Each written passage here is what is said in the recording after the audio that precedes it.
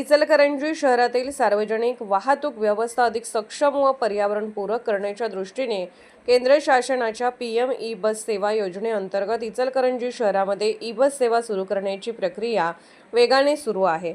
या पार्श्वभूमीवर इचलकरंजी महानगरपालिकेच्या नवनिर्वाचित परिवहन सभापती सौ अरुणा बचाटे यांनी प्रस्तावित ई बस स्थानकाच्या ठिकाणी प्रत्यक्ष भेट देऊन सुरू असलेल्या कामाचा आढावा घेतला। केंद्र शासनाच्या निधीतून इचलकरंजी शहरासाठी सुमारे 20 ई बस मंजूर झाल्या आहेत। शहरातील नागरिकांना आधुनिक, स्वच्छ व पर्यावरणपूरक सार्वजनिक वाहतूक सुविधा उपलब्ध व्हावी हा या योजनेचा मुख्य उद्देश आहे। या ई बस चालवण्यासाठी आवश्यक असलेले बस स्थानक, चार्जिंग स्टेशन व इतर सुविधा उभारण्यासाठी महानगरपालिकेकडून सुमारे 5,10,00,000 रुपयांचा प्रकल्प राबवण्यात येत आहे। या प्रकल्पासाठी सोलगे संभमळा परिसरात जागा निश्चित करण्यात आली असून त्या ठिकाणी बस स्थानकासोबतच अत्याधुनिक ई बस चार्जिंग स्टेशन उभारले जात आहे। संबंधित जागेचे नियोजन पूर्ण करून प्रत्यक्ष बांधकामालाही सुरुवात करण्यात आली आहे।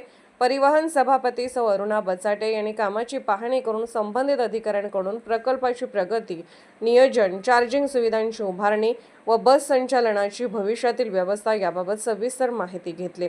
यावेळी त्यांनी सांगितले की ई बस सेवा सुरू झाल्यानंतर शहरातील वाहतूक व्यवस्था अधिक सुलभ होणार असून प्रदूषण कमी होण्यासही मोठी मदत होईल।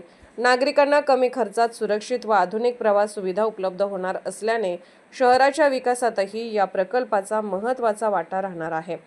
या पाहणी दौऱ्यावेळी महापौर उदय धातोंडे, उपायुक्त नंदू परळकर तसेच नगर अभियंता महेंद्र क्षीरसागर, भाजपा युवा मोर्चा अध्यक्ष प्रमोद बचाटे, उपाध्यक्ष भाजपा उमाकांत दाभोळे, सहाय्यक अभियंता भोरे, मक्तेदार ज्योतिराम बर्गे, उन्हाळे उपस्थित होते। त्यांनीही या प्रकल्पाचे महत्त्व अधोरेखित करत संबंधित कामे दर्जेदार व वेळेत पूर्ण करण्याच्या सूचना संबंधित विभागाला दिल्या।